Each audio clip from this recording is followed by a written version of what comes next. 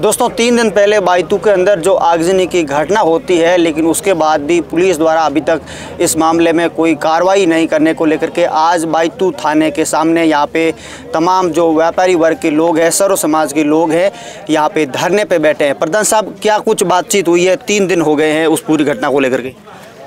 आज 4 दिन हो गए हैं। पहले हमने जिस दुकान में आग लगी और उसके दिन हम यहाँ बाजार बंद करके पुलिस थाना के पास आए। डिप्टी साहब ने, हमारे भाई तो एसएसओ ने सब लोगों से निवेदन किया कि आप 3 दिन की हमको मोहलत दो और हम इस केस का खुलासा कर देंगे, नहीं तो आप हड़ताल करोगे तो हम आपके पीछे या आपकी निगरानी में रखे। स्टाफ कम है और कर दिया। हमने सब बैठ के तय किया भाई 3 दिन की आपको मोहलत दी जाती है।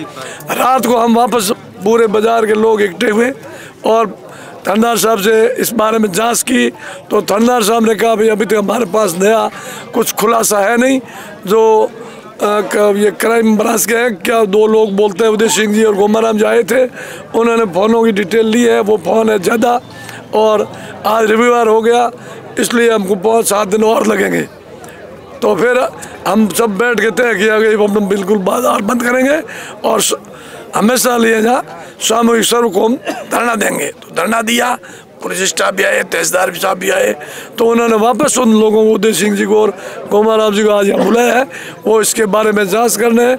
और उन लोगों ने निवेदन किया कि 5 दिन आप दुकानें बंद मत रखें और धरना हमेशा के लिए जारी रखें। तो सब लोगों की राय लेके हमने 5 दिन के लिए फिर दुकानें खोलने का हेठों को पुलिस और हमारे व्यापारी विभाग से पूछ के, व्यापारी समाज से, उन्होंने 5 दिन के लिए दुकानें खोलने कल सुबह से। बिल्कुल। कौन लोग थे, क्या इस बारे में कोई जानकारी मिली, कोई क्लू मिला कि कौन लोग थे जो इस प्रकार की आगजनी की इतनी बड़ी घटना को अंजाम दे सकते हैं? अभी तक इस प्रकार की कोई भी तथ्य सामने नहीं आए हैं। प्रशासन ने 3-4 दिन पूर्व जो घटना घटित हुई उसमें 100% उनका काम नहीं किया है। उन्होंने इस मुकदमे को है जो एक सामान्य मुकदमे के तौर पर लिया है, तभी आज व्यापार वर्ग और सर्व समाज में रोष व्याप्त है। आप देख पा रहे हैं हजारों की संख्या में लोग यहाँ एकत्रित आए हैं।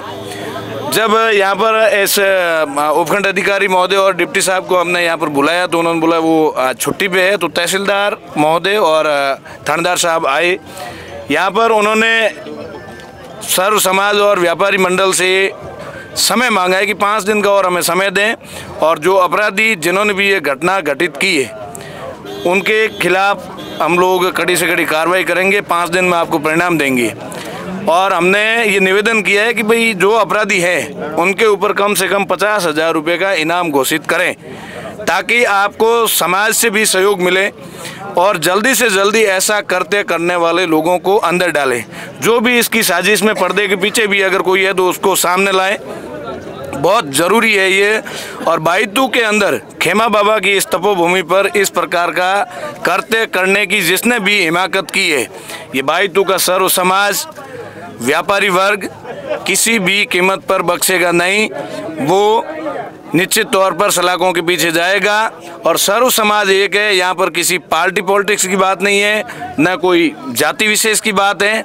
जिसने भी ये करते किया इसके लिए हम लोग भाई राजेश पोटलिया के साथ में केवल ये इसको आर्थिक रूप से नुकसान हुआ है, इसको आर्थिक क्षति हुई है, लेकिन ये आर्थिक क्षति बायतू की सर्व समाज की क्षति है और व्यापारी मंडल की ये आर्थिक क्षति है जिसकी भरपाई ये सर्व समाज करेगा। और जो घाव आज राजेश पोटलिया के कलेजे पे लगे हैं उसको भरने का, उस पर मरहम लगाने का काम सर्व समाज और व्यापार मंडल करेगा। निवेदन प्रधान साहब, आपको तो एक लंबो एक सामाजिक राजनीतिक अनुभव है। बायतू जेड़े इस शांत क्षेत्र के मोने ई प्रकार की घटना हुए है कि लोग आवे दुकान के आगजनी की घटना का अंजाम दे दे, कई संकेत मोनो थे आने वाले समय के लिए?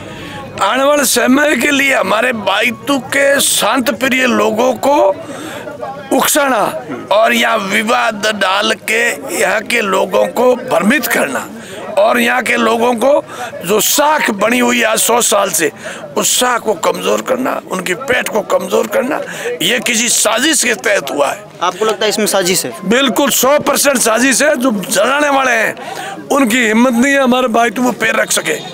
उनको किसी ने खरीद कर भेजा है, उनको साजिश के तहत उन्होंने बाहर के लोगों ने भेजा है, जिससे ये बहुत बड़ा नुकसान हुआ है। और इस बाइतू के संतपुरी एरिया के अंदर एक बहुत बड़ा खिलवाड़ और आम लोगों में एक डर या एक लोगों में भय ये पैदा करने के लिए कि भाई यहाँ के लोग मजबूत हैं, शिक्षित हैं और ईमानदार हैं, भले आदमी हैं, उनको इस बहाने इस दुकान जला के इनके लोगों को एक दूसरे के प्रति विमर्श पैदा करें, व्यापारियों के प्रति गलत भावना पैदा करें, जिससे व्यापारी यहाँ से चले जाए या छोड़ के दूसरी जगह जाए। क्यों? अपराध में व्यापार करते नहीं है। अपराधी के सामने व्यापारी शांत प्रिय होता है, आराम से होता है, व्यवहार से होता है। ये लोगों में इन व्यवहार को और इस सामंजस्य प्रेम भाईचारे को नुकसान पहुंचाने के लिए ये कोई साजिश रच के इस दुकान को जलाया गया।